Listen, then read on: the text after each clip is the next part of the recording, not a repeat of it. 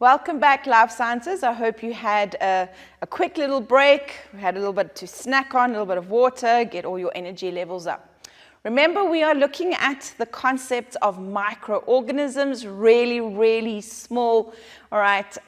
Organisms, micro meaning really small, microscopic needing a microscope, but these guys have a really big impact. When we looked at our first lesson, we looked at viruses, and we looked at the disease, quite a few diseases, and one of them was HIV, right? It was quite prolific in our country. And then when we looked at bacteria, we looked at TB, right? Now when we look at our protists, right? Now remember our protists, as I just explained to you, right, have a plant side, right, called algae, and an animal side called protozoans. And we're going to concentrate on the protozoan, especially a little organism called a plasmodium that is going to be the cause of probably the third biggest killer in our country is malaria. As I say to you, HIV, TB, malaria, right, three of those diseases, all caused by microorganisms, and all have a huge big effect, right, on our economy. So when we look at the disease now, we're going to look at the malaria, what it's caused, what its effects, right, and how we're going to treat it. Every single time we do that, remember, what is its effects, what is the symptoms, and how are we going to manage it. That's really important, right, when you look at each of the diseases. Now, as I said to you, a few key words that we are going to talk about. Just make sure that you pay attention, right? Highlight those words so that you know you need to be able to use them biologically and appropriately. You need to, right, use them in the right frame. Okay, guys, so when we look at malaria, now, one of the things I need you to, one of the misconceptions is that very often you think it's the mosquito, right? The mosquito is just a carrier. I'm going to draw a little basic life cycle for you just now. But if we have a look at the map over here and we look at where malaria is, all right, the cases of malaria are the highest, we're going to notice if we draw a line through there, that is going to be the equator. And those of you who are geography students, all right, what you know is mosquitoes breed in areas where it's warm and it's moist, all right? So we're looking at what we call tropical conditions. So if we look at our map again, we're going to notice very little transmissions up top here in the northern hemisphere, basically because it's too cold, right? And mosquitoes don't breed where it's going to be too cold. So we're looking at an area, right, where it's the equator, as I said, where conditions are warm, they're moist, and they're ideal for the mosquitoes to breed. Now, as I say to you, it's not the mosquito, right, that is the problem, but it's the plasmodium is going to be inside the mosquito. Okay, so how does it work? All right, guys, now if you have a look here, it's the female mosquito, right? The female mosquito. She's the one that's going to be, right, the problem maker. And the reason for this is as follows. The female needs blood, right, the iron, etc., in the red blood cells to be able to feed her eggs. Right? Remember, females are going to lay eggs. So the female mosquito, the female, is going to need to drink blood to be able to, for her nutrition, for her developing eggs. All right. The male mosquitoes, they're actually quite a bit of pollinators. They're going to have nectar, they're going to flowers, etc. So they're not the problem. So what happens is I'm going to draw a little bit of a life cycle for you over here. So guys, do not laugh at my mosquito, all right? I'm going to draw something that looks like that. Okay, this is my mosquito. Yes, I know it looks more like than a moth. Now, what we're going to do is that mosquito, right? What she's got inside of her is she's got these parasites inside of her already. And what they do is, you don't have to worry about all the details and the names, but what they ultimately do is they go and these little parasites sit in her salivary glands, right? They're waiting. Now, what does she do? She needs to get blood. So she goes and she sits on a human, all right? And she injects that little, like proboscis, a little part that's going to suck the blood. And in there are the little plasmodium, the parasites. And as she sucks the blood, all right, those little plasmodiums go into the human. Okay. Now where they? I'm going to put them here. They go into the blood. So she had it. It's not the mosquito. They're little parasites inside her.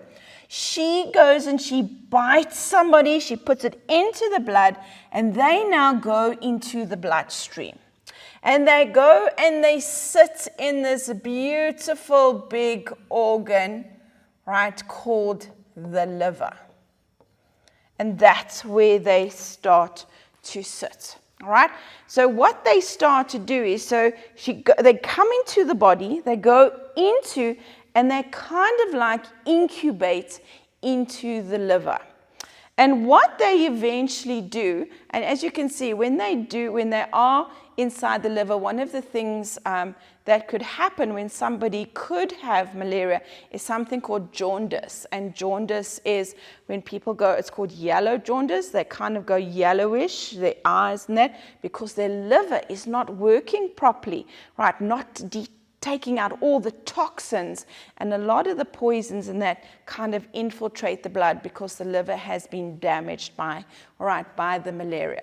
So what happens is the following. The little plasmodium that are in the liver, right, now go out of the liver and they go back into the bloodstream. Now they're very, very careful. All right, now they're very, very clever. What they do is they go into a red blood cell.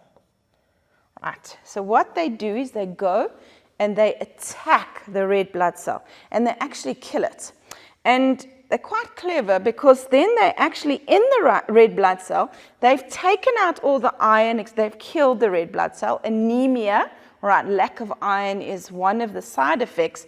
But what they do is this red blood cell, as they're going through, right, the blood system, your body doesn't actually recognize them at first because they've got the red blood cell around them. It's almost like they're in camouflage, and your body doesn't do anything about them yet, right? Why?